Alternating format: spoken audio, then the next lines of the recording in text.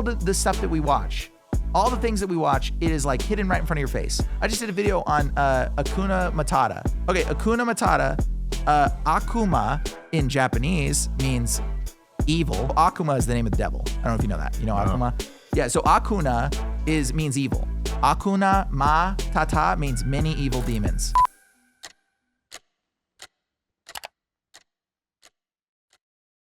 Okay, guys, Bryan from Demon Erasers here in Exorcist. I'm really excited for this one. Thanks for joining us today, man. Dude, thanks for having me on. Yeah, man. I'm excited to be here, and it was close drive, so you know we're neighbors now. Making it happen. I got to hear how you got started on this because this is not an ordinary job, to say the least. Yeah. So I'm an exorcist, but I'm a Christian exorcist. That's the best way to say it is an exorcist. Like most of the people that do what I do, we call ourselves deliverance ministers. Mm-hmm. But I just think deliverance sounds too much like delivering a baby or something. So it's easier just to say exorcist. Like I deal with things that are like demonic situations, like haunted houses, kind of people that are having bodily controlled issues. Like a lot of times mental disorders. A lot of people think that like exorcism has to do with like some spiritual aspect that is like hidden from the world. They don't realize how real demons are. Like demons are involved in like every aspect of your life. They're involved in like your thoughts. They're involved in your perspective. They're involved in like emotions like bipolarism, like schizophrenia. People think these conditions are like mental conditions and they're demons. Wow. Yeah, they're demons. So if you go to a psych ward, there's probably a lot of those guys having demonic influences. Bro, oh my gosh, there is so much about the psych. There's a condition. It's called folie du fa, and it means folly of two. Okay, and I forget, maybe I pronounced it wrong, but the folly of two. It's when two schizophrenic people start to experience the same condition at the same time. Okay, so like you put two schizophrenic people in the room, they'll begin to hallucinate the same experience. Wow. And like, how is that even possible? Like, it's not a normal thing that is possible. Yeah. So like the reality is like that sort of stuff is all connected to demonic control. But the psychological realm, we just try to give people medicines and push them in the corner and be like, shut up, don't talk about that. And that probably makes it worse, right? Oh, in a lot of cases, yeah, it does actually make it worse because the demons want people to be isolated. They want people to be not with family, not with friends, because the more isolated an individual we can become, the more demonic control we'll get. That's why people that get schizophrenia, they usually find themselves isolating worse. And then their problems get worse and worse. And so it's just like, it's just a thing that we call, I mean, like today, like right now, people think they're bipolar and like they have no clue that you're just being demonically influenced. And it's really kind of it's really an epidemic in our society today in American culture. People are so overwhelmed with demonic influences in their life, but they don't realize that it's demons. And they keep trying to go to like crystals and retreats and meditation and this to try to fix something that's a spiritual problem. Yeah. And they can enter you in all sorts of ways, right? Yes. Demons have plenty of ways to enter. The biggest way they enter through people is through trauma. So like trauma is like the number one doorway for demonic entry. And so that's why our culture is based off of like a trauma-based, like you've heard of trauma-based mind control? No. Oh, is that MK Ultra? Yes, MK Ultra stuff. Okay. So like MK Ultra is it's like demon possession. Okay. So like our government studied this, like, and they utilize demonic possession to try to control systems, to try to control things. Okay. So like MK Ultra literally is like, it's a practiced form of hypnosis and trauma-based mind control. And like hypnosis is real. Have you ever had a hypnotist? I've done it. I've done it several times. I've done past life hypnosis. I've done regular hypnosis. Interesting. You were hypnotizable? I was super skeptical at first. So the first 2 times it didn't work. Then I got someone like really good, I guess. And I felt like it worked the 3rd time. Okay, so interesting. I'm going to tell you right now how hypnosis really works in a lot of ways. Hypnosis, anybody can be hypnotized. It doesn't matter whether you're smart, dumb, rich, poor, whatever. Hypnosis comes down to one key component. It's trauma. If you have had trauma in your life, a lot of trauma, you are going to be a good hypnosis subject. Okay, you will be able to be hypnotized. Now, the hypnotist people aren't going to tell you this because they don't want everybody to know. But like, oh, if you've been traumatized, you're going to fall under hypnosis. But yeah, absolutely. So like when you realize like the trauma, like demons enter through trauma. Okay. And so like people that zone out, if you ever like zoned out and like don't know what you're doing or drive somewhere and all of a sudden you're like, how did I get here and all this stuff? Like, bro, that's trauma. Damn. And like that trauma creates void spaces in your mind. Jeez. And so like there's a lot of people in today's society that we think you're like, oh, you're dumb. And like, oh, she's stupid or whatever. No, dude, she's not stupid. She's been traumatized. And so what happens when trauma enters into your body, your brain tries to save itself. Okay, so your brain will literally section off a part of your mind and store the memory in that part of your mind. Okay, and it will just store it in there and it will say, don't ever go here. Don't ever touch this part of the mind. Don't ever go into this space because it's trying to protect you. Your mind is trying to protect you. So it creates void spaces. And then the trauma stores in the void space and then it gets severed from the rest of your mind. So like there's people that have had like problems and you think you're bad at math and it has nothing to do with being bad at math. Like let's say you just can't remember the number 3 for whatever reason, right? Okay. It literally has to do with like the way your memory stores experiences happens to be like a trauma experience got stored inside of a folder that then, had a piece of some cognitive function of how math works in your head. So somebody has something traumatic happen to them, like let's say they get raped or something, and then all of a sudden, boom, they think they're bad at math, or boom, they think they're bad at spelling, or they think they're terrible at this, and they can't do these certain things. It has nothing to do with it. It's just they've lost a section of their mind that has a deep cognitive function to it that is being cut off and storing a trauma. Okay, and hypnosis accesses those trauma spaces. That's what hypnosis is. Hypnosis is literally turning on. So there's some people that can't be hypnotized and some people that can. Okay, certain people that can't be hypnotized are people that A, have either healed from their trauma or don't have a ton of trauma, or B, they're not somebody that allows themselves to experience channeling, is what we call it. Yeah. Okay. And so they've like shut off parts of their mind to avoid from going into these hypnotic spaces. I think that was me at first. And then I came more at peace with my spirituality. Interesting. Yeah. So there, if you haven't had, do you know if you've had trauma like as a child growing up? Now I do, but I didn't at the time because you're living in the moment.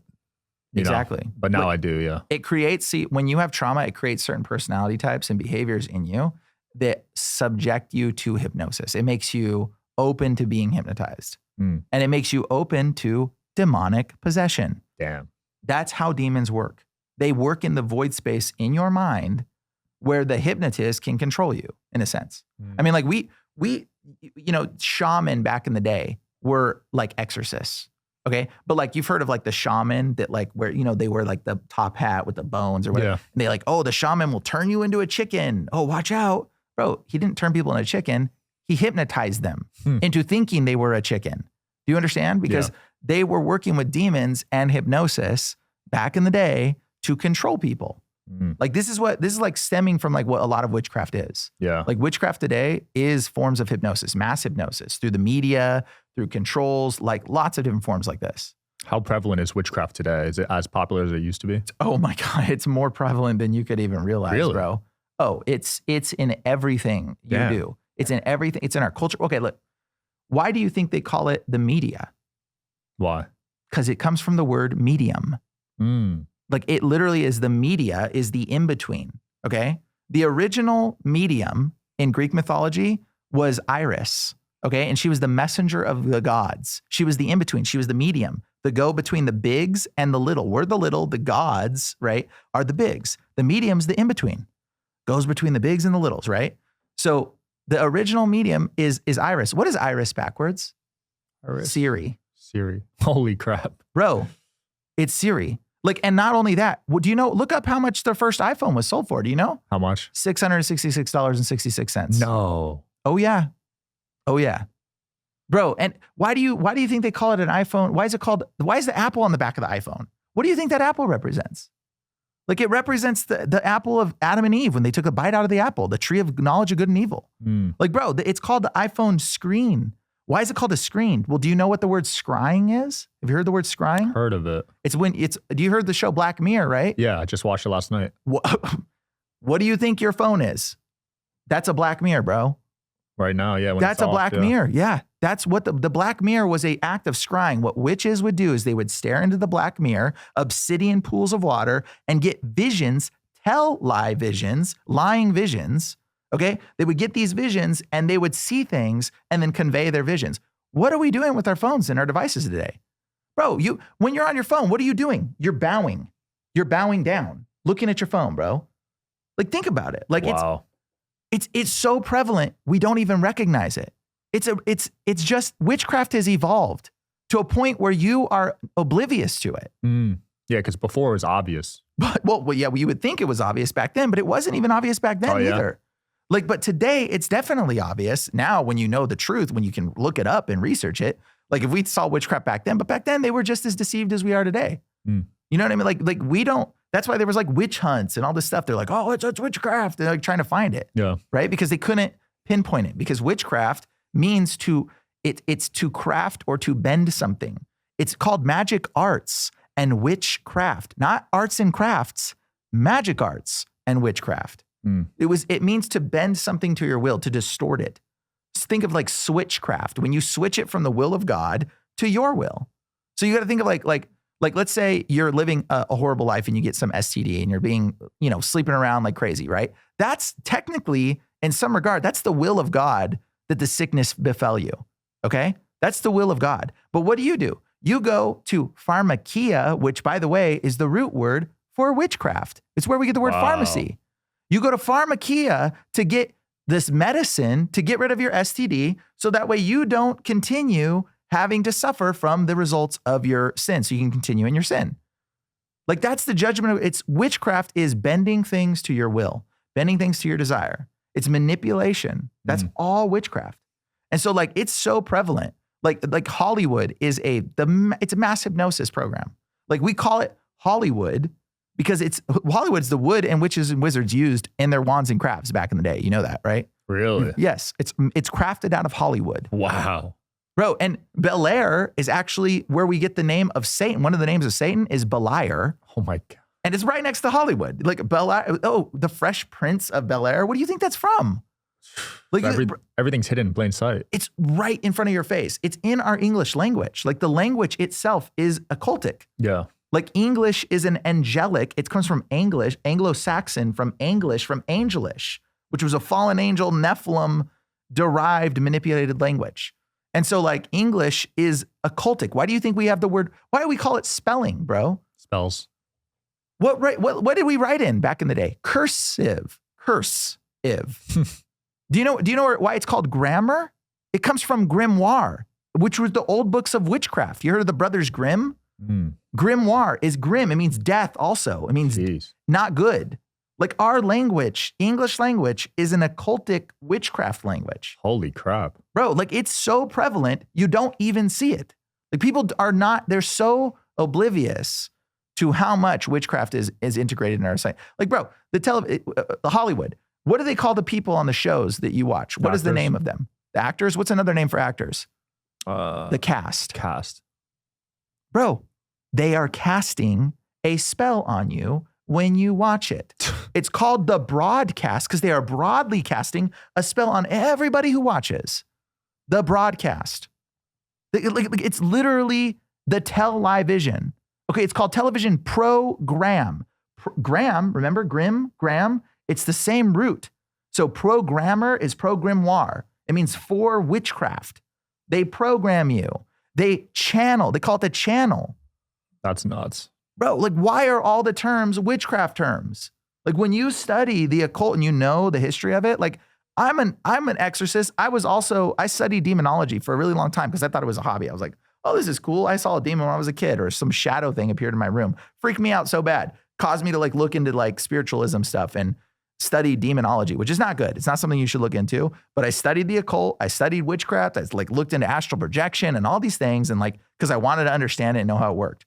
But like, it wasn't until later, like way later down the line, where the Lord like slapped me and woke me up and was like, yo, hey, like, I was living a worldly lifestyle. I was polyamorous, dude. I had multiple girlfriends and I was living a very worldly lifestyle. I was not in line with the Lord. Like, I knew the Bible well because I studied it just because I thought it was like my hobby, right? I don't have like, and by the way, I don't have one of those testimonies. Like, so many Christians are like, I came to Jesus because my life was terrible and I was giving into sin all the time and my life was falling apart and I was on drugs and then all of a sudden Jesus saved me. Bro, that's not what I am. Like, My life was great. My life was fantastic. I had 2 girlfriends, like, bro, like, and I was totally fine with my situation. Okay. But like one of my main girlfriend at the time or whatever, she ends up getting demonically like influenced and possessed. Damn. Because she's reading the occult stuff that I have like laying around because I just studied it. I thought it was cool. And she starts looking into stuff and starts realizing like, wait a second, like witchcraft's real. Like the occult is real. Like this is all around us. Like something, I don't know how, but something happened to her where she started getting demonically possessed and her behavior started changing. She started acting bipolar. She started having like body spasms randomly. Damn. And she started having like little, like weird behavior changes. And I'm like, dude, something is like not right with this. Like, I don't know what's going on, but like something's not right. Like people think demons just possess you if you do a little dance and jig or whatever, and the demon's going to possess. It doesn't possess everybody. Like it doesn't, just because somebody does something or has something or knows something, demon can't possess you. You have to, a lot of times you got to know better and do it anyways. And that opens you up to demonic influence. It's when you go against the convictions of your heart that opens you up to demonic influence. Damn. People don't. So like when you're like, hey, look, I don't need to tell you that beating your wife is a sin. In fact, there's no Bible verse that says that. Did you know that? There's no Bible verse that says beating your wife's a sin. But you know in your heart, whether you're a Christian or not, you know that that's wrong. Yeah. Well, if you continue to do it, guess what? You are going to open yourself up because your conviction, you've denied it, is going to open yourself up to demons. Demons will get into you and they will start to affect your life because you have gone against the word that has been written on your heart. Jesus says, I will write my commandments on their heart. A lot of Christians are like, you got to follow all the rules and blah, blah, blah, blah, blah. That's not what Jesus said. He said, I came not to abolish the law, but to fulfill it. But when something's fulfilled, what's it mean? It means it's done. So when the law is fulfilled, there's not like some rule book that you have to go by. He said, I will write my laws upon their heart.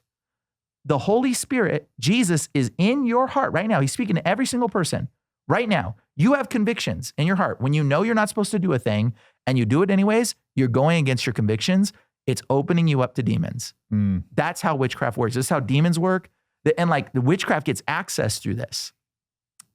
Witchcraft is entirely demonic, by the way. It's like literally working with demons. And so like when you understand these principles, you're like, dude, like my life's falling apart and all these bad things are happening and blah, blah, blah, blah. Okay. That's because you've literally done things against your convictions. You knew you weren't supposed to. You've evoked something demonic and now the demon has access to you. And so the demons don't affect everybody. They're the same. Like, it's like people are like, oh, well, I did that and I didn't get sick or didn't get it. Why did they get cancer from it? Like they got cancer because they did it and they knew better. Like there's an interesting thing. Like when it comes to like smoking, there's like this old woman I saw. She's like 100 and something. She's smoking cigarettes her whole life. Yeah. Doesn't have cancer. Didn't die. And you're like, how does this woman who's 100 not have any kind of sickness from smoking cigarettes her whole life? And then there's people that are like 30 that die from lung cancer. And you're like, well, what's the difference? You're like, well, the woman never was told no. She was never told you shouldn't smoke those cigarettes. They're going to kill you. And so the conviction was never there. And so the Lord has grace on people when they are ignorant to some extent. Okay, to some extent, not all extent. But like the Lord knows your heart and he sees it. And so the Lord may have grace on this person. They can smoke cigarettes their whole life. But then there's people that like, they were told, you better not smoke this cigarette. It's going to kill you. It's going to kill you over and over and over and over. And then you're like, oh, okay, well, and you do it anyways. And guess what? It kills you. Yeah, because back then they didn't know it was as bad for you. They didn't know. They weren't fully aware. There's people that felt that they shouldn't. And that's probably what evoked the starting point of them starting to die because they were neglecting their understanding of it. Right. And so like, bro, but now guess what? They put in other countries, they put these nasty images of smoking, of like lung cancer and all this stuff to supposedly stop you from, no, that's witchcraft. They are telling you, look at this pack of cigarettes. That's what your lungs are going to look like when you make this agreement, when you smoke this, when you burn this offering. It's a burned offering, by the way, to a demon. Just so you know. What does that mean? Smoking cigarettes, when you burn, it's a burned offering. Really? It's just like burning sage. It's like burning anything else. When you smoke cigarettes, you are burning an offering to some demonic thing. You just don't know what. That's crazy. You don't understand. And like, dude, if you look at every pack of cigarettes, bro, like every pack of cigarettes has like pyramid stuff on it. Like, and you'll notice there's like a connection to it. I can show you. Can I show you on my phone? Okay, so like, just look at these cigarettes. Start at the bottom left corner where the skull pyramid. is. Yeah. Yeah. Notice there's so the original, there's things called pyramids and ziggurats. You ever heard of a ziggurat? No, what is that? It's like a pyramid with a step pyramid. Okay. So like the ziggurats are those step pyramids. Yeah. Those are all pyramids. That's crazy. Those are all pyramids. And bro, this is like the Marlboro logo. It's literally an inverted pyramid. Yeah. And so like people don't even see it. But like the camel pack and like the old Marlboro logo, literally they emphasize the A. Why do you think they emphasize the A on the old Marlboro? Make it look like a pyramid. Yes, because it's about the pyramid. And the camel, it's not about the camel. It's about the pyramids in the background. Holy crap. Bro, Corso, pyramid, Misty. Those are the mystics that ran the pyramids. Cool is the ancient derivation for ghoul, where you get the word ghost and ghoul, which means demons that ran the pyramids, that worked with the pyramids. It's also like where we get the word alcohol, okay? Alcohol means body-eating spirit. It's Aramaic. Okay, alcohol. That's not alcohol, it's alcohol. That's the proper translation. That's why it says spirits. Because when you drink alcohol, it is opening you up to a spiritual realm, allowing demons to enter you. Like when you're if you're blacked out drunk, bro, alcohol is literally like the purest form of demon possession. Wow. Blacked out drunk is like, that's demon possession. And demons aren't used to being in bodies. So when you see somebody drunk, they're like, eh. It's because a demon doesn't walk in a human body like that. And some people, when they're drunk, they get fighty. They want to fight people. Because it's a freaking demon in them. It's not even them. And so like they're opening, and they're in their body, they're fighting something that's fighting them. And they've evoked a demon. And like, you got to understand, like, why alcohol? Why does alcohol evoke demons? Like, okay, well, what is mushrooms? Mushrooms take you in the spiritual realm. It's real, bro. Have you ever had somebody with mushrooms talk on the show or anything? Yeah, bro, it is real. That is a real realm they are going to. There's people that have simultaneous trips while they take mushrooms together, go to the same place. Like, that's not possible. Like that is, how is this happening? Because it's real. It is a spiritual realm. But guess what? Mushrooms grow out of poop. They grow out of dead stuff. You are eating something from the realm of rot and decay. Guess what that's going to bring you? Demons. Damn. Bro, you eat from the realm of rot and decay. It's going to take you to the spiritual realm, but in a violating form. Okay, what is alcohol? It's rotted juice. It's from the realm of death. It's rotted juice. You drink alcohol, it's going to evoke something in you. And like, bro, it's bringing you into that realm. It's bringing you closer to the realm of dead. Jeez. And then you start to see stuff. You start to experience things. Or alcohol, you get body-eating spirit. You get demons coming into you, controlling you. And this is what people are like fighting, and they don't realize how many things they're evoking. Like even weed is a burned offering to a demon. It's a different demon. It shows up when you smoke weed. It's a different demon, but it is a demon. I'm telling you what, really? You are burning an offering, just like the Bible. They burned offerings to the Lord. You ever heard of that before or no? Yep. That's what you're doing. You're burning these offerings to demons to evoke them. It's just evolved. Like we just changed what it was. And they're also sacrifices. They're human sacrifices, which is why they're pyramids. Everywhere there's a pyramid, like think about this. Everywhere there's a pyramid, we know that there was human sacrifice. Except for, in Egypt. Yeah. Oh, no, that wasn't human sacrifice happening in Egypt. Oh, no. Just all the other pyramids around the world, we were sacrificing humans. But Egypt, they were tombs. Even though they don't look like tombs, we never found a body in them. Okay, disregard that. Okay, well, maybe they weren't tombs, but maybe they're power generators. No, fool. They got the same blood pools in front of them that are in front of the Aztec temples. They were human sacrificial points, which is why they would take people there, kill them, pour their blood into those little shallow pools that we know they were doing over in the Aztec temple region, because they were evoking spirits. They were evoking demons to get sacred knowledge. This is what they were doing. How do you think the Aztecs got their perfect calendar? They sacrificed. They sacrificed a bunch. Do you think they were just doing it? Oh, this is a cool hobby, guys. Let's kill John next week. Like, no, this is not like how this is working. They were sacrificing humans to get their perfect information from the gods that would show up, which were demons. They were like, oh yeah, look at these godless, they just murdered a bunch of people and for no reason. The demons would physically show up and be like, what do you want? We'll give you something for killing all these people. Good job doing what we wanted you to do. And they would say, oh, worship the gods. And then they would literally give them information. This is where we got like technology. Dude, the Aztecs had a perfect like ecosystem for growing food. I don't know if you know that. Did you know about that? I didn't. Yeah, it was like perfect. They had the calendar. Bro, they got it from Kukulkan, Khan, who came on the stars and left on the stars. Who do you think that is, bro? It's demons. There are demons that have like manifested, embodied people throughout time, or had some spiritual experience where they were able to show up physically somehow. You know, they do all kinds of stuff. And so like, this is like where people get their information. Why? And so the cigarette companies, they're called pyramids or ziggurats. How many other words sounds like ziggurat? Cigarette, ziggurat, cigarette. Bro, they're telling you what it is. You are a human sacrifice. When you smoke cigarettes, you are the sacrifice at the ziggurat. They're offering you to the gods. They're offering you to the demons. And who owns all the big companies in the world? Big tobacco. Who owns Kraft? Oh, that's why they keep putting poisons in our food. Yeah, because you're a sacrifice. So even when you eat now, you're a sacrifice. Bro, they're putting so many toxic poison. You wonder why they're doing all this. It's all witchcraft. They're trying to make more sacrifices, kill more people, offer it to their pyramids, to their gods, to the ziggurats, make their offerings, their burned offerings of you, and all with the things to get more information from the gods. Wow. This has been going on for centuries. The Babylonians did it. The Aztecs, the Incas did it. Like, bro, they've all been doing this. It's all human sacrifice to gain information from the gods. It's what the elites people are doing. That's why do you think they want war and all this other stuff? These are more ritual sacrifices for the demons. Demons love when there's people murdering people. Like, they love the chaos over there in like the area with people with little hats that I can't talk about. I mean, when you look at how a lot of wars were started, it seems orchestrated.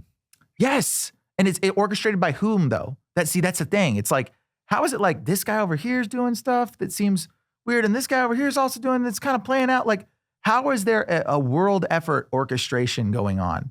Like, why does the elite system that's controlling everything seem to be like cohesive? But then they do like one-off things. It's like, well, maybe he's not part of the agenda. Well, maybe he is. Well, dude, you're being played. Everyone's being played. They're little puppets being played by demons. Okay? Like, there's this, like people think that like these people are in control. Like, they think that the elites are in control. The elites aren't in control. Why do you think okay, you know how many celebrities and people that are in Hollywood had to sacrifice somebody? Have you heard about this? Assume over 80%, if I had to guess. Yeah. Have you heard about like Kanye West talking about sacrificing Travis his Scott, mom? Right? Yeah. Oh, Kanye, yeah. Did you see the video where he said, I sacrificed my mom? I saw that. Okay. Why do you think they need that in the elite, in the occult? To gain more knowledge? Yes, but it's also to gain more possession of the body of the person. Because when you sacrifice, when you kill, it doesn't matter how you kill them. When you say sacrifice, you think of probably like a table and like a knife and candles and stabbing. No, bro, that doesn't matter. It just matters that they're dead. Okay, that's it. When you sacrifice somebody, it matters that they're dead. That's it. So the elites, they don't care how you kill someone, but you got to kill somebody close to you. That's what all the celebrities, Michael Jordan, his dad, like Bill Cosby, I think it was his son or something, I forget. Like, there's a bunch of people. You can look up all these famous people that all have someone real close to them died. And you're like, why do all the famous people have somebody close that just died in weird freak accidents? They were sacrifices. It doesn't matter how they die. It matters that they die. Okay? Because what that does is it creates trauma in the person's mind, and it divides their mind, because now they have to think like, did I cause it? Did I cause the death of that person, the person that I love? And you have to kill somebody that you love when you're in the occult. That's literally what they bring you to. You get to a highest level in the occult and they say, surprise, you're going to kill someone you love. Jeez. That's literally what happens. They do this in the armies, in the Israeli army. Like, they talk about like raising kittens. Have you heard about that? Where they give them kittens in the soldiers and they raise it till they're like one, and then they make them kill it with their bare hands. What? Yes, that's witchcraft. That's messed up. That's so messed up. It is so evil, because what it does is it divides the mind. It creates a trauma, breaks the mind, and then the demon can come in, and now you are a good hypnosis subject. Now we can MK Ultra you. Now we can do what we want with you, because your mind has now been divided from the trauma that you've experienced. Now they could take advantage of you as an individual. Why do you think they want all this, like all the pedo stuff? Like, why do you think they want all that stuff going on? They want it because it creates trauma. They want these things, and they perpetuate this. And they laugh about it. They laugh about it in your face, bro. The media world is a sick joke. Like, bro, the Pinocchio movie. Okay, Pinocchio. His dad's name is Geppetto. The pedo? Huh? That's a little funny. And his nose grows. That's not phallic seeming at all, is it? Why does his nose grow when he tells a lie? Oh, what else should you just lie about it when it grows? Like, bro, like literally, like, and then he gets swallowed by a whale. But let's forget the part where Jonah gets swallowed by a whale. Let's rewrite it, the history. It was Pinocchio that got swallowed by a whale, not the guy from the Bible. Don't think about the Bible. Like, don't think about Jonah. Like, think about Pinocchio. And then what does the guy take him to? Stupid little boys. He takes stupid little boys to Pleasure Island. Jeez. Oh, where they get turned into asses? Why asses? What do you think they're doing to these stupid little boys at Pleasure Island? Like, this is movies in our culture created by people that are in the elite that know about this kind of stuff, that are doing these kind of things. Like, but like, they hide it in our culture in your face and make you think that stuff isn't happening. Like, there's so much stuff connected to like basically movies and the industry and all the stuff that we watch, all the things that we watch. It is like hidden right in front of your face. I just did a video on Hakuna Matata. Did you see the Hakuna Matata video I did? No. Okay, Hakuna Matata. Akuma in Japanese means evil. Akuna Akuma is the name of the devil. I don't know if you know that. You know Akuma? Yeah, so Akuna means evil.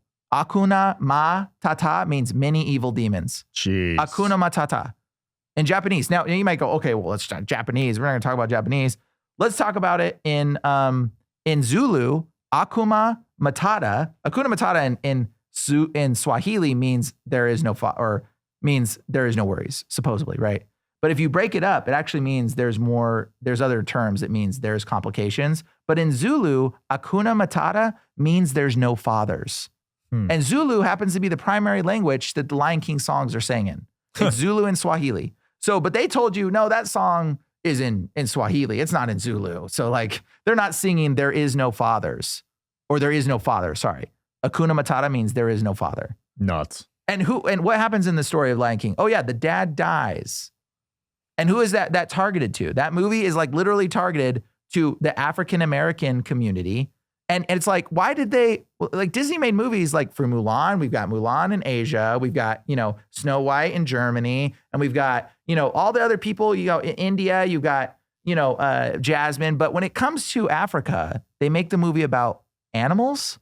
That's a little bit racist, isn't it? Like when you think about it, you're like, why didn't they just make it like, African movie about the princess there? That's true. Bro, why didn't they do that? Because, and then you look into like who runs this and who's running it, and they're all people tied to the occult, tied to that area that we're not allowed to talk about, where they wear their little funny hats. Yeah. They're all tied to that. Nuts. And and that stuff, when you get down to it, you realize like the highest order of witchcraft is actually the Cabal. That's the highest order of witchcraft, which is stuff. But people don't know that. And people are like, oh, that's the untouchable topic we're not allowed to talk about, right? But it's like, dude, do you know who Marina Abramovic is? Heard of her, I think. She's like very prominent. She's like in the United States culture with a bunch of people. She like controls all the art world. She's got some wicked art. She's got the dark hands, right? Oh, that's like one of her good friends. But that's not her. But she's just like that lady. She's like the same kind of thing.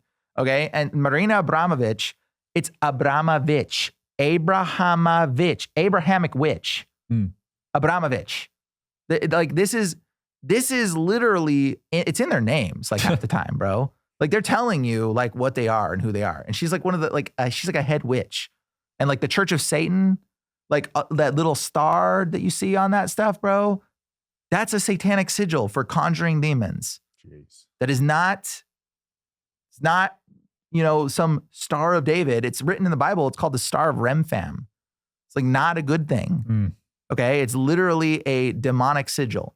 So you go talk to any witch and they will tell you that little double triangle thing, that's a satanic conjuring sigil. Damn. It's on the flag too, right? Yeah, it's on the flag. It's on everything that they have. Jeez. It should have been like a menorah maybe if there was like anything, but like I've heard, but like definitely not that. That is a demonic sigil. Like you look in old books of witchcraft, that symbol is everywhere. All the occult stuff, that symbol's on everything. Jeez. Bro, it's a pentagram and then there's a hexagram. It's where we get the word hex. You've been hexed by a witch? Oh, that's called a hexagram. What do you think it is? The 6-pointed star. It's a hex. Like that's where you get that term from. Hexagon. Yeah, hexagon. So Wow. like that's what this is. So like, and like all of these things, like this is what I'm saying, like witchcraft is so integrated into our culture. It's like almost hard to divide yourself from it because it's like in everything. And it's like bred into our understanding of like what's going on in the world and everything else going on. So yeah. Do you feel the same way about psychics? Psychics are, that's a very interesting subject, but a lot of times there is people that have prophetic gifts that the Lord has given. Okay. There's some people, have you ever gone to a psychic? Yeah. Have they told you stuff that came true? Yes, but a lot of advice is broad. Okay. You know what I mean? Yep. And so a lot of it is, there's two things, sort of three things going on. Okay. So there is the sort of keep it very vague, and then you can make up what it means in your head, and then you believe it. Right. Right. So there's that's happening. And that's just lies and deceit. There is, however, people that have prophetic gifts where they can say stuff and it comes true. Okay. There's people that literally have anointings, and whether they are of the Lord or not is to be determined. Okay. Yeah. That's up to them. But like the reality is they have prophetic gifts, so they can see things. They get visions. They'll look at people. They'll get visions. They can see things in the spirit. Now, how they use their prophetic gift is up to them. They can use it and say, I'm a witch, I'm a psychic, and blah, blah, blah, blah, blah. Or they can use it for the Lord and they become what you would call a prophet, and they can become very powerful in the kingdom of God. But unfortunately, the majority of people don't even know about this stuff. And most of those people are like, I'm a witch. And then when you start giving into your own power of being a psychic or having your prophetic gift, you start giving into like your self-fulfilling kind of understanding, then the demons come in and the demons start working with you. And then you start hearing the voices. And then they start like saying, oh, I'm hearing a voice talk to me. The spirits are saying this, the channeling of this, oh, blah, blah, blah. Now you done near opened yourself up to a demonic party. Okay. And now guess what? You can go to somebody and you'll be like, hey, like I have a friend. They were told like, you're going to marry this person. You're going to divorce this person who's in the military. And then you're going to marry an artist. Wow. And then you're going to have a child and it's going to be a boy. And then that person's going to leave you. And then for a redhead. Okay. That's crazy. Bro, this happened for this person. Are you serious? Yes. But you got to understand like how it happened. Like she now in her head was told this story, right? So she has this narrative in her head. So she goes out and she sees a guy in a military uniform and the demons are like, that's him. And they're whispering in her ear, like, go do that. Yeah. And so she's like, oh my gosh. And she goes to him. He ends up being a terrible person because obviously it was just like demons influencing. Yeah. So she divorces the guy. And then she comes across an artist and like, that's him.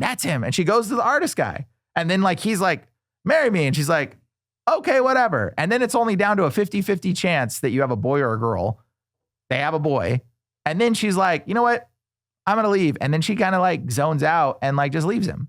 And like, just for whatever, and he starts hanging out with a girl that happens to be friends with him that's redheaded. Like, and so like, but like the demons cater the circumstance like to this situation. So like, it may not, that didn't have to be her story. That didn't have to be her story, but she allowed the story to make her experience. Like, do you see what I'm saying? Like, so this is like how demons work when it comes to manipulating the circumstance. So some people can also do what's called demonic prophecy. Like, and that's like speaking things as though they want them to be. So why do you think they put all this stuff in the media? Like, oh, the end of the world's coming and all this stuff's terrible happening, blah, blah, blah. Because they want you to speak it. They want you to prophesy that it's going to come about. Because the enemy can't, like, the authority Jesus gave to the world, he said, all authority on heaven and earth has been given unto me. Therefore now go. I cast out demons, bro, with my words. I look at people sometimes and the demons will leave them. Damn. I don't even have to say anything. Like, bro, like literally, like demons will leave people because they know the authority that I carry. Like all of us, like me and my friends that all do exorcism stuff. Like when you start walking in the anointing of God, like demons leave. They don't want to be around you. Yeah. Okay. But like, I don't need to prove that is there. Like the authority follows me. So like the anointing follows. Okay. But like they want people to curse things into existence because the authority has been given to us. So in a sense, it's funny because I saw you had this channeling girl on previously, and she said something that's very demonically true. It's very true. She says, you are creating your reality. That's true. The demons know that's true. They want you to say these things. They want you to say, oh, America's going to fall. Everything's going to fall to pieces. Oh, they want you to prophesy that so it can happen. Because if enough of you guys start saying negative things, guess what? It brings about more negativity in this reality. Because you're giving permission to the demon. And the demon's like, Lord, they said this bad thing would happen, so we can do it. And so the demons go and do it. This is how demonic prophecy works. This is why the occult, they tell you in the news, it's like, have you heard this sort of thing? Like, oh, the elites have to tell you what they're doing. Yeah, I've heard that. You've heard that. No, that's not what it is. It's the reverse of what you think. They tell you stuff so that you will prophesy it and say that it's going to happen. And then the demons have a right to do it. It's the same reason they put the disgusting images of the lungs on the packs of cigarettes. So that you see that pack and you see it and you go, this is what's happening to me when you burn the offering. And you know what? It's going to happen to you now. They plant the seed and then you talk about it. That's it. It's not them having to tell you some spiritual rule of nonsense. No. They want you to speak it into existence. That's why the news is so good at that. Yep. Yeah. The news is prophecy. It's demonic prophecy. And it's all negative stories. Well, yes. It's never a positive story. They want the negativity. They feed off the negativity. They drive that negativity, and that's how they control the world and everything else in it. And they want people to be in pain and suffering. It's literally what is going on in the world. Yeah. But people are very naive to it. And they like believe things they've been told. They receive things. They think that this is true or that's true or whatever. And they receive all this information, but they don't know that they're the ones that are speaking it to come to pass. So just like that lady who was speaking, in my belief, it was demons, but regardless, like that, just like that, like she's speaking truth. Yeah. The demons are saying the truth. You can create your reality to some extent. So when you are channeling, is that always a demonic thing? Like the Lord created spiritual like experiences. Okay. And so the Lord created it to function like that.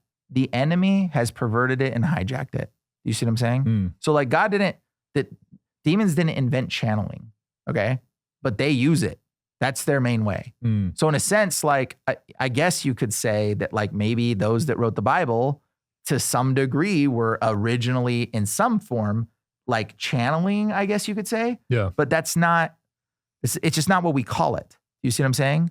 Like there's a form in the occult. It's called automatic writing. Have you heard of it? Yeah, where they're just writing with no thought, right? Yep. And you scribble. This is why it's called cursive. Did you know that? No. Yeah, because cursive is the practice. It's the form of writing for reading automatic writing. It's the most efficient form to write letters to read it. So automatic writers will just scribble like this and they'll just write stuff. And then they look at it and try to see what it wrote. But what they're writing in is called cursive. Okay? That's what that is. And so that's the language they want everybody to speak. Why? Because it's demonic. It's a demonic language. They taught it to us as kids too. Yeah, at grammar school. Yeah. Grimoire school. Grammar school is what we used to go to. Okay? They taught us that because they want children to be open to this demonic influence. And so like that's how most movies and stories have been written, by the way. There was people like J.K. Rowling admits to automatic writing. Wow. She said that she did automatic writing in some blog I was reading. And she was like talking about like, yeah, she did some automatic writing stuff or whatever. And you're like, okay, who gave you that message? Like, bro, you straight channeled your Harry Potter nonsense message. Like, bro, that's like, it literally stems from like demons influence so much of our culture and our understanding of everything. Like they're influencing all aspects of our reality in so many different ways. You just don't know who. So yeah, channeling is bad. In almost every form, it's going to be bad. I wouldn't even call it channeling because it's so bad. But you can pray to the Lord and you can seek God. And when you meditating on the word is not the same as meditating and emptying your mind. Emptying your mind is the worst thing you can do because it opens you up to the spiritual realm and allows demons to come into you. So when it says meditate on the word, it says to do that in the Bible. It means to meditate on the word of God. It means to meditate on the thoughts of the Lord, what he's telling you. Okay. It doesn't mean to empty your mind. That's a demonic evocation. So emptying your mind is not what we're supposed to be doing. And channeling is not what we're supposed to be doing either. Yeah. Okay. You're supposed to be like trying to listen to the Lord and he gives us inspiration. He gives us understanding. He gives us wisdom. How often are demons trying to enter you since you're kind of fighting against them? Oh, bro. Daily. Bro, the amount of things that I could tell you, bro, like, dude, it's dude, I don't know, Witch Talk, all of Witch Talk was like mad at me at one point. All these people were like probably casting spells on you. Oh, bro, they were trying. It was so funny. But like the thing is, like, I'm protected by the Lord, dude. Like, and so like I've dealt with Anubis, which by the way is a demon, and one of my friends. And like, dude, a random homeless person got possessed and brought a statue while I cast the demon of Anubis out. My friend, this person brought the statue, a dog-headed statue, man, and put it at my front door, dude. What? I'm not even joking. And then the homeless man, this is terrible. He took a dump and took poop and smeared it on my car. I'm not even joking. This is like crazy. That's probably the worst thing that ever happened. Okay. But like normally I'm usually protected by the Lord. I was like out of God's will perfectly. And then the demons were able to attack. They're like, he's not in perfect will of God. Attack. Like, so like you got to walk righteously when you do this. Like you can't give in to lust. You can't be given to can't be given to sin. Like by the way, I've never drank a drop of alcohol. This was unrelated to before I did. I just didn't want to do it. Something in me said, don't call you. Something was like, don't do that. Little did I know that years later, the Lord's like, here's why you're not supposed to drink alcohol. But like, I never drank alcohol. I've never smoked a drug. I've never done weed. I've never even tried it. Not even once. But like the Lord knew that somehow. And I listened to my spirit since I was a child. I knew something wasn't right. And I would always hold true to my convictions. And so like the Lord was basically like guiding me little without me even knowing it, right? To the point where I was like, okay, it got to the spot where I am now today. You know, and so like this is all like, you know, God basically guiding us all to this understanding that we have. And like, you know, we just need to like, I don't know, really listen to the Lord. I forget what the question was. What'd you ask me? I totally forgot. Are demons trying to attack you often? Oh, yeah. Okay, so basically, yes. Basically, yes. And you've got to stay true to your convictions, okay? You can't be given into lust. You can't be you can't be doing anything. Like God has grace. Why? Yeah. It's a form of witchcraft. Is it? Oh, yeah. You can, dude, you can literally ask a witch. Like, go ask somebody that's heavily in witchcraft. They will tell you is absolutely. You got to think about this. Like, what is bad about it? Because you're like, oh, well, the girl's she's putting herself out there. I'm just trying to feel good. You're like, it seems like a mutual agreement. Bro, do you think she really wants to be out there like that? Like, something is broken in her. Yeah. Something is hurt in her. And when you're watching, you're agreeing to whatever that hurt that has been done to her. She's probably been molested. She's probably been raped. Like almost 50% of girls have had some type of sexual trauma done to them. Okay. And so like when they're in those situations, they are literally gone through trauma. Okay. And so you're actually watching this and you are accepting their trauma. You're adding to their trauma. You're encouraging them to continue doing it because you're freaking watching it. And so that's a form of trauma, which is a form of manipulation as well, and pain. There's all kinds of negative stuff that goes along with it. Yeah. Like, I mean, like think about this too. Like people and Christians, they're like, oh, don't sleep with your boyfriend or girlfriend. And like, it's like a big thing. You've heard of that, I'm sure, right? Sex before marriage. Yeah. So, okay. So like why? Why is that so bad? Like you guys love each other. Okay. Well, why aren't you married then? Why aren't you married? Because the reality is this: one of you doesn't want to marry the other one. That's why you're not married, or you would have already been. There's something in one of you that's not quite sure about this one. Okay. One of you is like, I'm not quite sure about him. I'm not quite sure about her. So sex before marriage, this is the reason why it's so bad, because ultimately it's going to cause hurt. It's ultimately going to hurt. Okay. Because one of you is going to leave the other, and God's not in the business of hurting each other.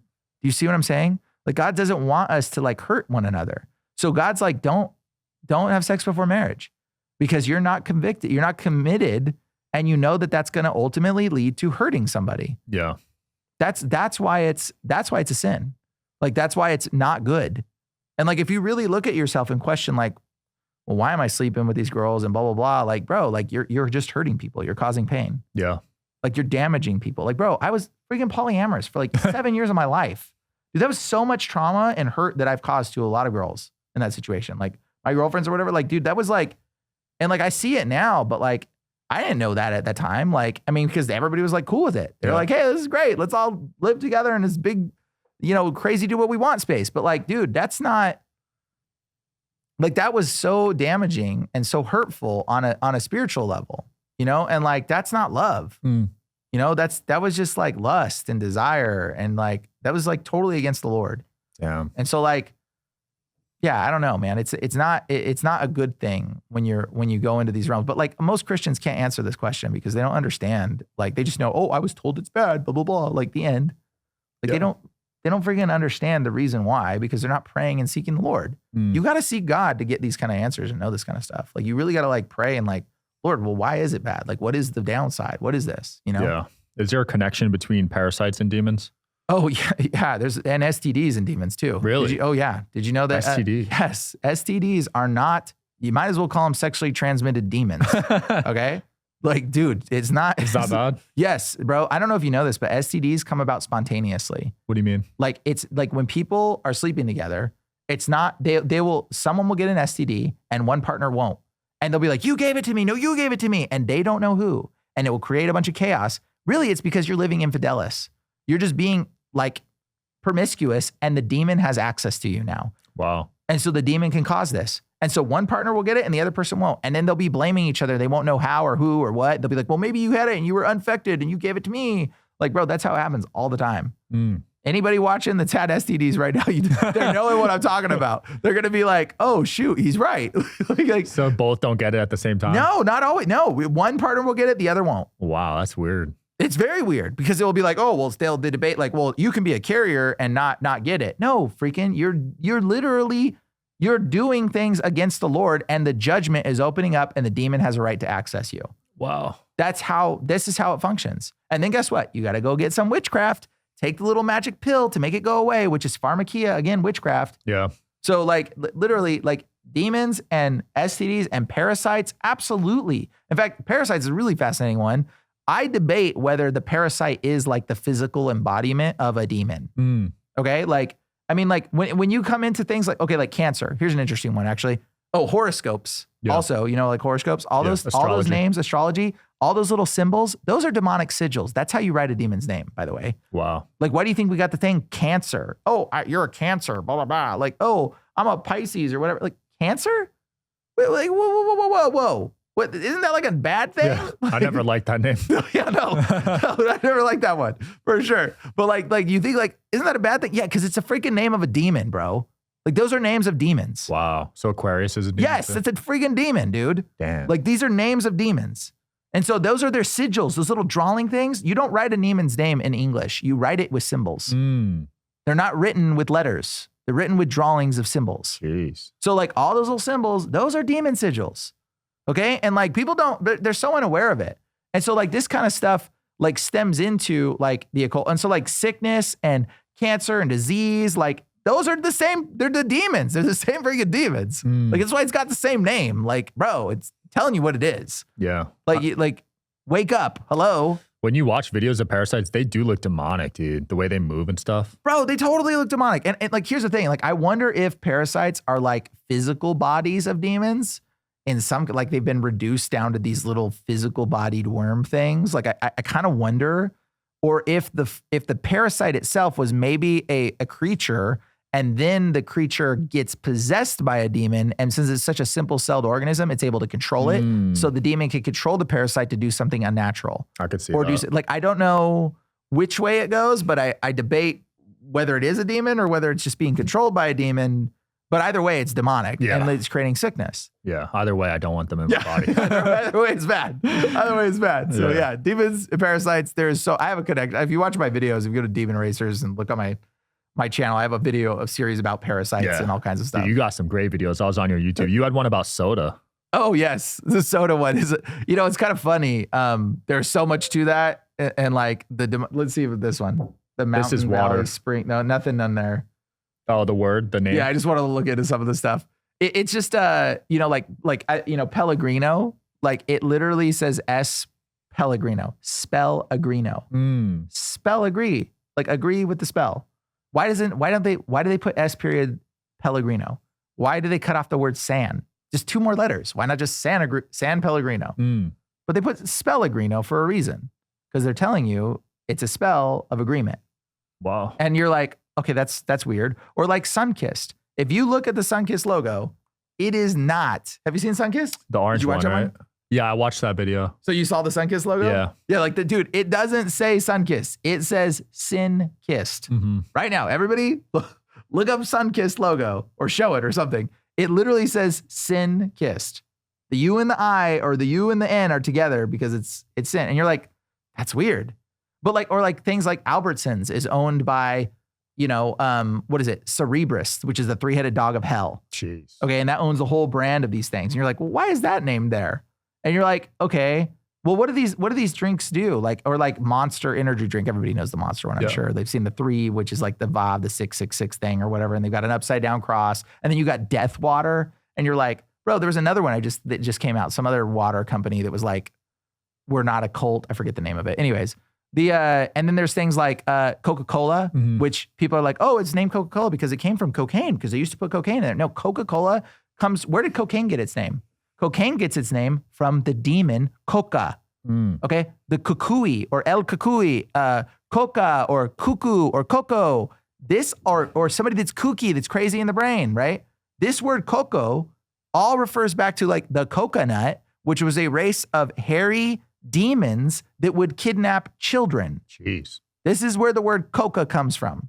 Okay, and so people that are Spanish know El Kukui or like the Kokui. Okay, this is what coca comes from, and Santa Claus is actually the Kukui. Santa Claus is El Kukui. Okay, like, and he's the mascot for Coca-Cola or Diet Coke. What? Or Sierra Mist, which is again the Mystics, and then you're like, that's weird. Why is that name like? And then they change it to Starry, which star is actually a synonymous name for angel or fallen angel, which is why we call it falling star. Or then it became, oh no, it's not falling, it's shooting star. Yeah. It's falling star, referring to the fallen angels that came, which is why they say when you wish upon a star, it's literally making a deal with the devil. Wow. Wishing upon a star is making a deal with the devil. That's a popular song. Yeah, and it's in the stupid Pinocchio movie. Again, wow. That's where this comes from. Wishing upon a star. It's literally making a deal with the devil.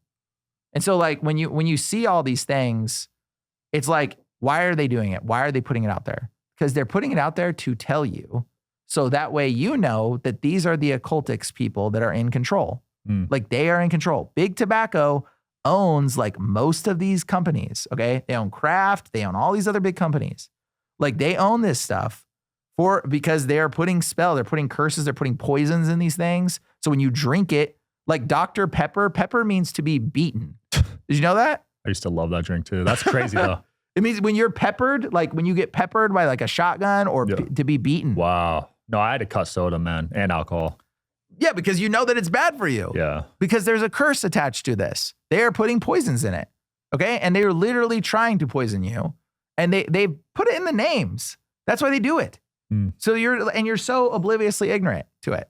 Like Apep is the serpent in Egyptology, which is derived from the Pepsi. Yeah. And so it's like, dude, there's so much connected to that stuff. When you're looking into it, it's just like, why do they keep doing this? Why do they keep telling us these names? Why do they keep saying these things? Well, it's because they want you to know, so that way the spell or the curse can affect you. It actually says that a curse without a cause cannot come to rest on its intended victim. The Bible says this. So a curse can't land on you unless you are accepting of it or you allow it or you go against your convictions. Oh. And then when you do that, guess what? The demon curse can affect you. So there's some people who are like, yeah, I don't believe in witchcraft. It don't affect me. Well, good. You don't believe in it. Great. It probably won't affect you as much because you don't believe in it, because you don't receive it and you don't allow it. Okay. But so there are some people that are unaffected by it. And that's why you see this huge dichotomy. Some people are like, oh, the witch world is like stupid. Like, bro, I was there. I was like, witchcraft is stupid and fake and dead. And now I cast out demons. Like, bro, if I talked to myself 5 years ago, I'd be like, bro, you are nuts. I'd be like, bro, you don't even know what you're talking about. You are under hypnosis. You've hypnotized yourself to convince yourself that this is real. This is what I would have said to myself a long time ago because I studied hypnosis. I studied the occult. I'd be like, bro, you don't know what you're talking about. But bro, it's real to the people when they accept that it's real. It's almost like the reality becomes that way, bro. Yeah. Like since I've made the decision to like start casting out demons and healing people and helping people, bro, it's like I walked out of the Matrix. I feel like I just stepped into a different reality of the world. It was like, okay, this is real. Now I've seen things that I can't even begin to explain the stuff that I've experienced at this point, because I've had like straight up, I've had conversations with demons. Like, who talks to like, bro, like I've literally spoken to people where they've manifested and spoke demons out their mouth and talk to me. Jeez. Bro, like, well, you've done it too. Yeah, I guess so. Yeah. I've had a few channelers on too. Oh yeah? I had one guy that was the writer that you talked about. Oh, he's doing cursive. Yeah, yeah, doing cursive. And he wrote 4 books that way too. Paul Selig is his name. He's one of the most famous channelers. Wow. Yeah, all from writing while getting the thoughts or whatever. That's demonic inspiration. Crazy. And so those are demons that are giving them those evocations. And like, you can actually read some of the stuff that these people write. I wouldn't recommend it because you could also get demons from doing it. But because when you come to agreements, but some of the stuff that they're saying is true, but it's the agenda that they want to bring about. The whole alien agenda, like aliens are not aliens. They're Nephilim. Do you know the word Nephilim? Heard of it. Okay, Nephilim are the fallen angels in the book of Enoch. You've heard of the book of Enoch? Yeah. Yeah, the fallen angels that came down and slept with the women, and then they bore children, which were the half angel humans, and they were giants. Okay, they were the giants, the giant tiles. Okay, and they took over the earth, and it's the reason why God flooded the earth and destroyed it. Wow, because of them? Because of them. Jeez. Goliath was a remnant of them. Okay, and like, by the way, Starbucks, the mermaid, God turned the women that slept with the angels, he closed their legs and made them into a fish, and he turned them into mermaids so that they couldn't continue to reproduce. How's a fish going to have sex? Okay. But what did they put on the Starbucks logo? A mermaid. The 2-tailed mermaid, because she's splitting her legs open again. That's what that is. It's total middle finger defiance. Damn. And the word star, again, synonymous with angel, and buck is synonymous with hybrid. It means like a goat man, or like Pan, or like the goat god thing. So like that, this is all like tethered to the stories of the Nephilim. Like when you understand the stories of the Nephilim, every story in every culture, in every movie, and everything you've ever watched will be like, click, click, click, click, click, click. You're going to be like, oh my gosh, that's what that is. You're like, what the heck? Like there was the human, they mated, the angels mated with humans and created giants. And then they mated with animals and created things like the Greek gods, like goat men, those satyrs and centaurs and minotaurs. Yeah. Those were not half goat, half man. It was half angel, half goat. Wow. These were creatures that were real. They actually existed. Okay. And there's tons of stuff about it, but we like bury it. And it's like in all our cultures and hidden on the structures and the drawings and the stories. And we're like, oh yeah, but it was make believe. These people just had good fantasies. That is interesting. I don't hear many Christians talking about this kind of stuff. Yeah, it's real, but people don't understand that it's real because they think it goes against the Bible. No, fool, it's in your Bible. Like, bro, it's literally been taken out of your Bible. Oh, of the main Bible? Yeah, because it was in the book of Enoch, and they didn't want the book of Enoch in the Bible. Because they're like, oh, we don't know who the author is. Well, guess what? We found the Dead Sea Scrolls. And so for all those Christians listening, you all heard about the Dead Sea Scrolls. Guess what? The book of Enoch was in the Dead Sea Scrolls. Interesting. Boom. Look it up. I mean, yeah, I've heard from Billy Carson the Bible was rewritten, right, over time. So I would say not rewritten. I would say translated differently. Okay. That's what I would say. And so some of like what Billy Carson says is okay, but some of what he says is totally demonic. Like he totally is like channeling demons too, bro. But like Billy Carson's like, he's got some things that are cool, but like some of it, like, I don't know. The thing is, like, when you look into some of the stuff like that he's talking about, there's like a lot of distortion. But like all the stories stem from the Bible in our culture. Like all the stories stem from the Bible. And so throughout time, there's been things that have been taken out of the Bible, but I don't think there's things that are put into it. Okay. Does that make sense? Yeah. Like, I think there's been things that have been mistranslated in the Bible, but if you just look back far enough, like you'll find what the truth is. And that was the significance of the Dead Sea Scrolls. Because when we found the Dead Sea Scrolls, they were able to go, oh, the Bible's been changed throughout time, blah, blah, blah, blah. Well, guess what? We found the Dead Sea Scrolls and we compared it to the text and it wasn't changed. Wow. And that alone was a miracle. Like that alone was like, oh, well, I guess it's this translation was the correct translation because we found the Dead Sea Scrolls and it's written in that same tone. So like we knew when we found the Dead Sea Scrolls, we knew which biblical texts were correct and which ones were in there. And there was text that was in the Dead Sea Scrolls that we didn't even know about, that they took out. So they've taken stuff out. They haven't added stuff in, but they've definitely taken things out. I wonder what they took out specifically. Well, like the slave Bible. You heard of the slave Bible? No. Slave Bible, they took out like the whole story of Moses. Really? Yeah. Like they didn't want the slaves to recognize like Moses leaving, and they didn't want them to get the idea that they could like leave their captors. So they removed those portions of the Bible. Okay. And so but does that mean that those people couldn't know Jesus or know God just because the Bible verses have been taken out? No, that doesn't mean that. Like God's God. He's creator of everything. Yeah. Like he's still going to know them. Like anybody that's like, regardless of what's been removed from your biblical text, like it's still the word of God. And so God's still going to know you, and you can still seek him out. If you're seeking him out, the truth, it says knock and the door will open. If you're seeking the truth, he says you'll find it. He'll come to you. So it's not like just because the texts were removed doesn't mean that you're like missing the world's importance. Okay. Like, but yeah, there has absolutely been stuff taken out. Absolutely. Yeah. You made a movie on this, right? Yeah. Ancient Angels. Ancient Angels. Excuse me. Ancient Angels movie. If you go to ancientangels.com, you can check it out. Literally, I talk about the Dead Sea Scrolls. I talk about the Book of Enoch. I talk about the validity of it. I talk about the Nephilim. I talk about who they are, what they are, and how they're tethered to the occult and to the elites and all this stuff. And I break this all down on that movie, and you can like, you'll get such a clear understanding of what has been removed from our Bibles. Because once you know the story about like Greek mythology, once you understand that it's real, it's like, dude, every other religion, you realize the connection. Like people think there's multiple religions in the world. There's not multiple religions. There is one religious perspective, and it all tethers to the Bible. Wow. All of it. Have you seen the Greek gods tied to it? All of it. Wow. Japanese culture, Hinduism ties to it. Bro, Hinduism, there's a god, Brahma. Okay. Brahma marries his father's, Brahma marries his daughter. He is the father of his daughter that he marries, Saraswati. Okay. In the Bible, there is Abraham, who marries Sarah. Swati means come. Okay. Sarah comes. So Brahma. It's the same thing. Wow. Like what? Like how do we miss this? But you got to understand. Like there's like if you look up Japanese and Hebrew, have you seen the connection to the Japanese Hebrew text? Oh my gosh, it's close. It'll blow your mind. Damn. It's like the same. Based on samurais and samurai. That's actually doesn't mean anything in Japanese, but in Hebrew, samurai means warrior of God. Really? Yes. Holy crap. Bro, it doesn't even mean, and like, here's the other thing, like the Tennoji or Tengu. Tengu, have you seen this thing? I have a video on my thing. It's Tengu. It's that dude with the long nose. Okay. The dude with the long nose, the mask. You've seen the long nose with like a red mask with a long nose. Okay. He's got a hyssop branch in his hand. He's got wings, and he's got a little black box on his forehead. Okay. He's called Tengu. He's the emoji that everybody's seen, this little demon emoji mask in your phone. It's been there forever. Yeah. Okay. It's not Tengu. It's 10. 10 means heavenly. It also refers to the 10 commandments. And gu, it's and what are the known for again?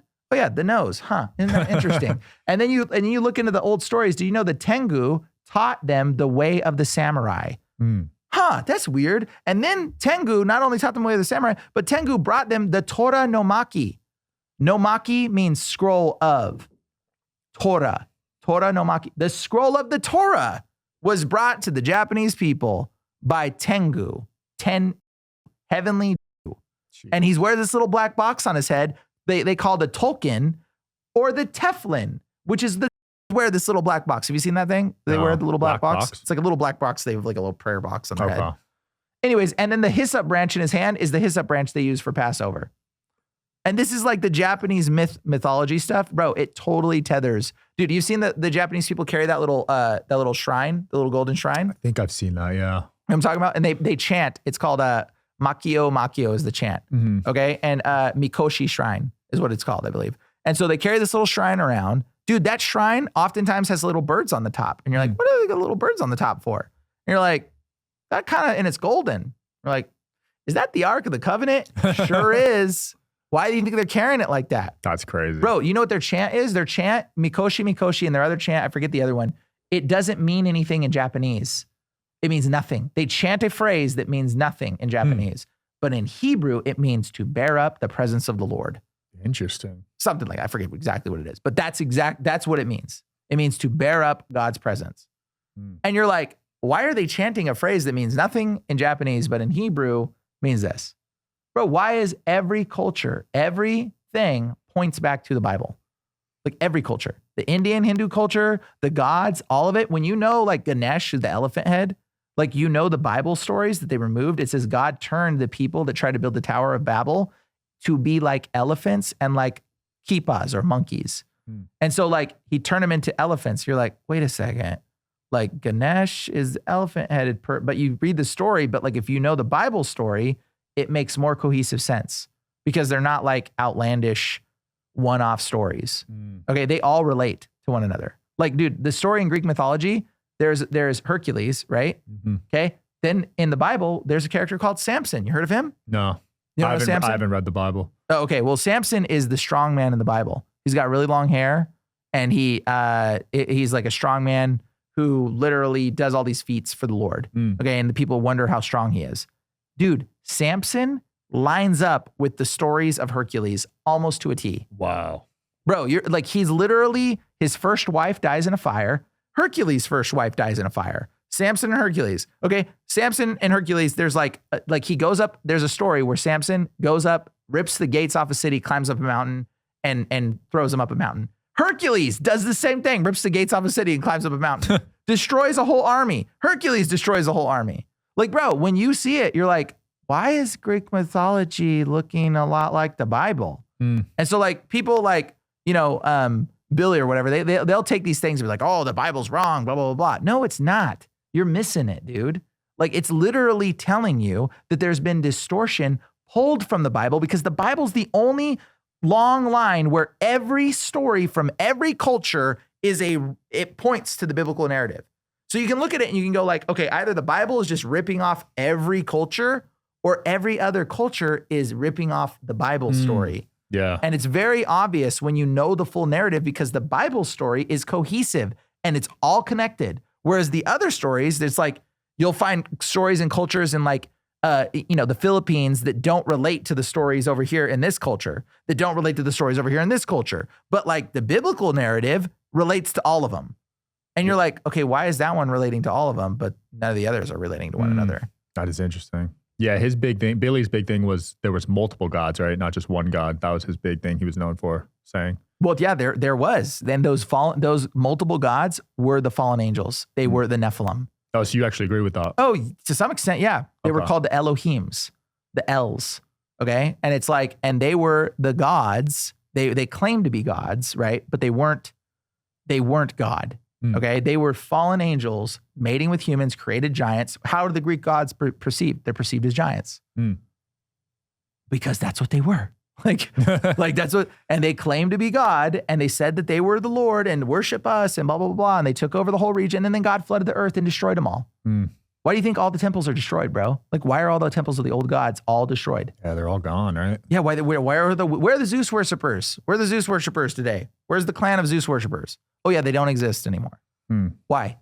Because they all got wiped out. God wiped them out multiple times, but once in the flood, it was prevalent. So there was animal-human hybrids that exist all over the world. God wiped them out in the flood to reset humanity and then refreshed it from Noah.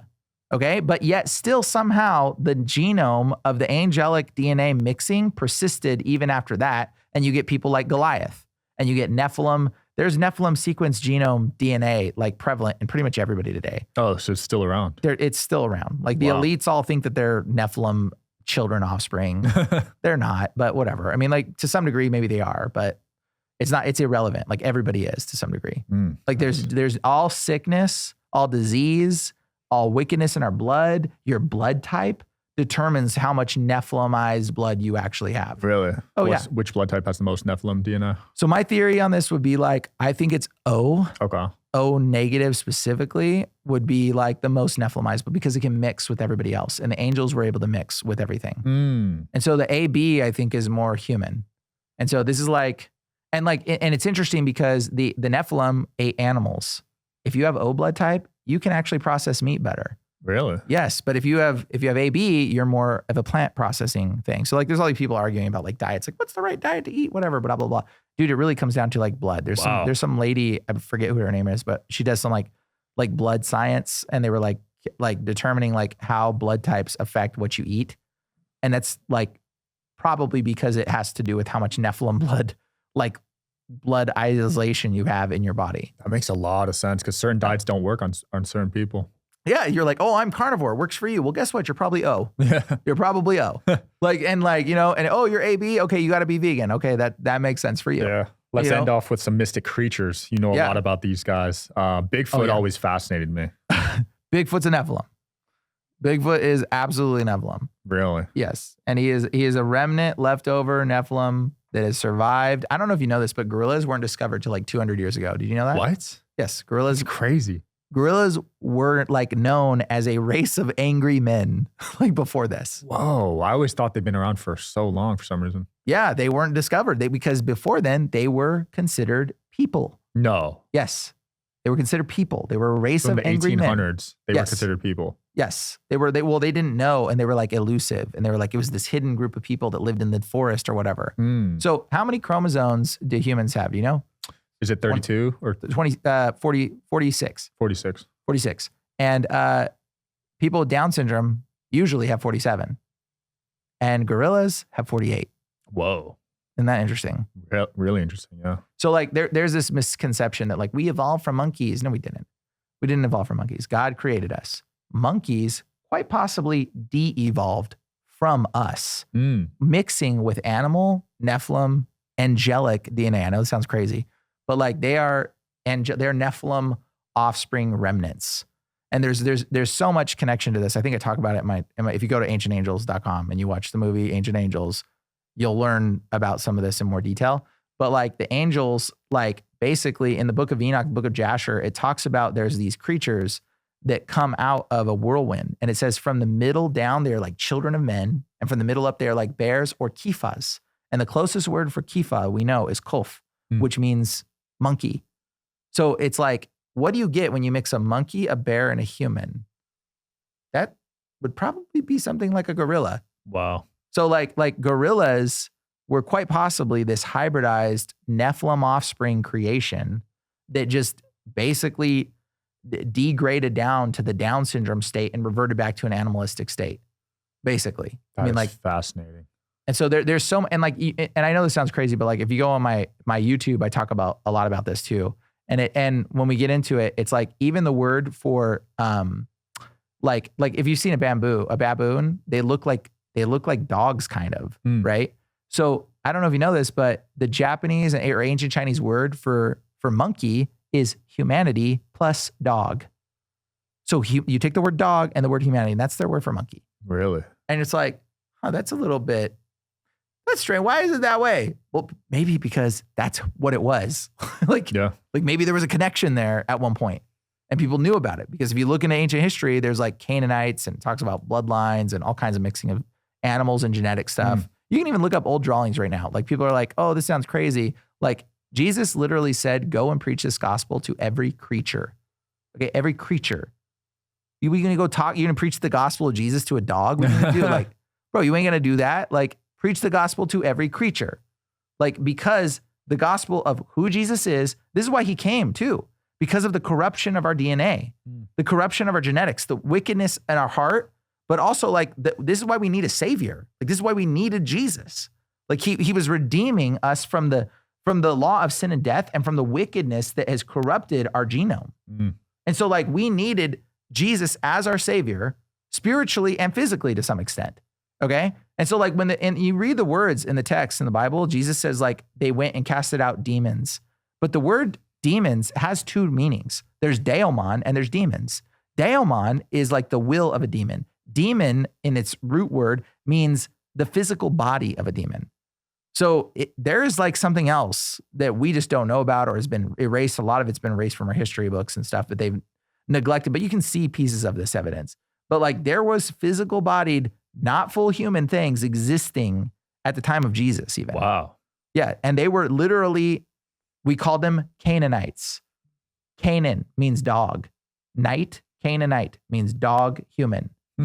So this is like those dog-headed people, which by the way, if you've seen, when Christopher Columbus first got to America, he actually talked about a race of dog-headed people being here. Really? Have you read that? No. Oh, okay. Yeah, it's very fascinating. I didn't learn that in history class. No, they don't want you to read that. In fact, his original writings went missing. Wow. How ironic is that? And so the only thing that was saved was his son wrote down some of the stuff that he wrote. And then that writing was actually considered banned or something. Really? Yes. And so like when they look up like Christopher Columbus, they don't want you to know what he wrote. But you can look up people like Hernan Cortez. It literally, type in Hernan Cortez giants, and you will read what Hernan Cortez, when he first got here, okay, Hernan Cortez wrote about a race of giants that existed, that I believe it was the Incas or I forget, one of the Native American people that got here. He says straight up in his quote that there is the posterity of giants they believe to exist here. He said they brought him the leg bone of one, which was from the hip to the knee. And he said, I measured myself against it and it was as tall as I am. Jeez. Though I am a man of reasonable height, he said, this must assuredly be giants in the land. So there was like a race of giants. And basically they get here and there was dog-headed people and there was giants, and they literally basically wiped them out. Like they got here and just like killed them. Wow. And so you can look up the old drawings of like the dog-headed people eating humans, like from, I think it's Christopher. I don't know if it was Christopher. It might have been Sir Francis Drake.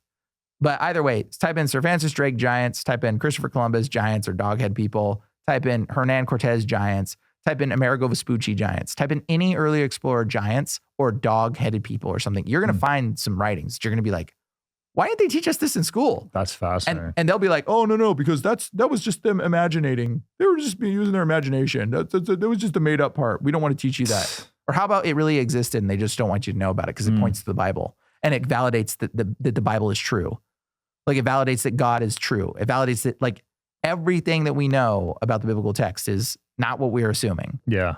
So where do you draw the line with these creatures? Do you believe in fairies and like dragons, stuff like that?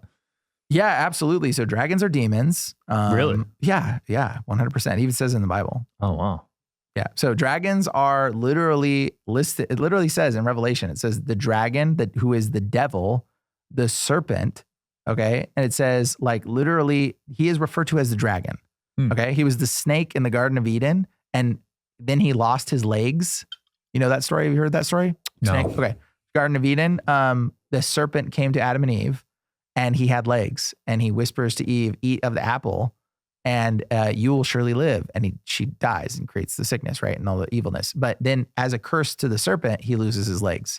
So he was a dragon originally, technically to some degree. Okay. And so like dragons, so throughout history, you'll see the dragon is synonymous with Satan, like every time. In fact, America, people think, they tell you America is named after Amerigo Vespucci, who's an Italian map maker. You honestly think 2 continents were named after a guy's first name? Like how naive do you have to be? Amerigo Vespucci was like, I'm going to name this area after me. No, it's Amaru Ka. It means, Amaru means the dragon. It's the dragon is the head. On the Aztec temples, you know, there's a snake that runs down the temples where they kill the people and pour the blood down the stairs. There's snakes at the end of the temple. The snake's name is Amaru. Ka means land. Amaru Ka, America. It means the land of the dragon. It means the land of the serpent. The feathered serpent, the plumed serpent, Kukulkan, Quetzalcoatl, same dude. It means the dragon. That's literally Satan. Okay? Yeah. All of it's tethered to Satan. You can see depictions of Kukulkan or Quetzalcoatl, this plumed serpent, okay, eating people. Okay? And there's drawings and stuff of this. Like, because he was the sacrifice. He's the dragon. So like the dragon is all tethered to Satan in so many different historical contexts. If you just start opening up, type in dragon and read the context. I didn't know that because they're big in Chinese culture, dragons. Yes, they're absolutely big. Well, those dragons I think might have been dinosaurs. Okay. And those are a little bit different. but there's also the dragons that spoke in the Chinese stuff, and those are probably demons that they were like evoking. And so like, because there was, I mean, I don't know if you ever seen a T-Rex skeleton and you ever compared it to an ostrich skeleton. I haven't. Dude. Can't say I've done that. Okay, look, okay, for those that are watching, you notice how the T-Rex has a stupid little arms. What creature has stupid little arms like that? Ostrich, right? Or kangaroo too. Yeah, well, yeah, the stupid little arms, that's not its arms. It had wings. Those are wings. And if you look at the ostrich skeleton, you're like, dude, bro, that looks like a T-Rex with a tiny head. That's what that is. And so if you look up the old text of dragons, if you look it up, there's multiple different kinds of dragons. They're called wyverns, which are W-Y-V-E-R-N. Wyvern, have you heard of that? No. So look up Drake, wyvern. There's multiple different terms for dragons. Okay, I forget the rest of them. But the wyvern is a dragon, which is a T-Rex. It's literally, but the only thing is people were telling them, hey, what did it look like? Oh, it had a long tail, it had wings, and it had a big mouth with a big head and a neck and a body. And so the artist rendition would always draw their tails like curly. So you see dragons with like these curly tails. Their tails weren't curly. They were straight out. Like that's how T-Rex tails were, right? So it wasn't like this spinny, but the artist rendition couldn't comprehend what these dinosaurs looked like. So, and they weren't seeing them, right? Because there was not as many of them at that time, because we basically hunted them to the point of extinction. But like the artists like would draw their rendition of them, and it would not be exactly what a T-Rex would look like. But if you look up the text of dragons on seals, almost every one of them has 2 legs and wings. Like the T-Rex, those little things, those are his wings. The rest of his wingspan would have been cartilage. Wow. So he couldn't fly potentially. I mean, I doubt the T-Rex could fly. That'd be crazy. but he was a creature that had just like an ostrich, he had wings. Maybe he was covered in feathers. Maybe he was scaly. We don't know. Who knows? Like all kinds of interesting stuff. Yeah, that is interesting. When it comes to it. Last Creature, because this is one of my favorite movies growing up. Hunchbacks. That was your favorite movie? Hunchback of Notre Dame. I'm half Irish, so might be biased. Okay, so Hunchback is a really complicated thing, but it's actually in the Bible. Did you know that? No. Okay, so the word hunchback is actually listed next to dwarves and gnomes, or dwarves in the Bible. And it's listed amongst the people that are not allowed to come into the presence of the Lord in the Old Testament. And the reason why is because elves, it says actually people, the word elf is not written in the Bible, but it's it's Elohim. Elv means elves, mean the gods. Okay. And there's the depictions of them. You can look up this guy. His name's Ali Onter. Okay. And it's a dude that had like horns. He recently died. He was 140 years old, and he's from Yemen. And I don't know if you can show a picture of him. You should probably show it up. Yeah. He's got symmetrical horns growing out of his head, bro. Whoa. Symmetrical horns. And they cut one of them off. And then during the surgery, they cut the other one off. He died. Damn. And like, he literally 140 years old has symmetrical horns growing out of the front of his head. That is not normal. Okay. He is a descendant of something, and his name is Anter, which is tethered to the Unts, which is like, have you ever seen Lord of the Rings? Yeah. The big tree people? Yep. They're called the Unts. The word Unt comes from giant. Okay. It comes from giant tile. So it's like the word for it. And so the Unter, Eli Unter, means descendant of the Unts, which were the angels that were mixing with the animals and genetics and creating all kinds of distortion and perversion and twisting of things. Okay. So like the Ali Onter or whatever, all these distortions ended up being things like hunchbacks. They ended up being things like horns growing out of the people's front of their heads. And like all these sort of distortions were Nephilimized genetic genome corruption that was exploding in their body. So like if you look up old depictions of the hunchback of like drawings, they're always covered in hair as well. Damn. And like it tethers to like the Nephilim, and it tethers there's so much stuff, but it's all sickness and all disease, even in the world today, tethers back to the fallen angels messing with our genetics, manipulating of our genome, and creating like all the sickness that we have. Yeah. Was that the Anunnaki or? The Anunnaki, yeah, those are the fallen angels. So the Anunnaki are the fallen angels of the Bible. So like all of that stuff, like it's literally tethers to the Nephilim. It's all the stories of the Nephilim. And it even pertains to even like cultures today. Like the 6-fingered hands, people were born with 6 fingers. They worship people with multiple arms and hands over in India. That was because the giants were inbreeding to keep their gigantism alive and keep it more pure. And what ends up happening with inbreeding is you get polydactylism.